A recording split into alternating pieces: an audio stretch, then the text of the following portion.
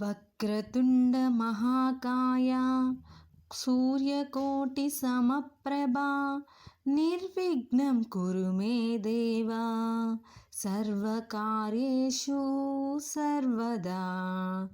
ఈ శ్లోకాన్ని మనం పఠించి మనం ప్రార్థన చేసుకొని ముందుగా ఏ పనినైనా ప్రారంభించినట్లయితే ఆ విఘ్నేశ్వరుడు మన పనిలో ఎటువంటి ఆటంకాలు ఉన్నా తొలగించి ఆటంకాల నుంచి మనల్ని ముందుకు నడిపించి మన పనిని జరిగేలాగా చేస్తాడు. ఈ శ్లోకానికి భావం ఏమనగా, ఓ దేవా, వక్రమైన తొండము కలవాడా, చాలా పెద్దదైన శరీరము కలవాడా, కోటి సూర్యులకు సమానమైన తేజస్సు కలవాడా, దయచేసి ఎల్లప్పుడూ మా యొక్క ప్రతి పనిలో ఆటంకాల్ని తొలగించండి.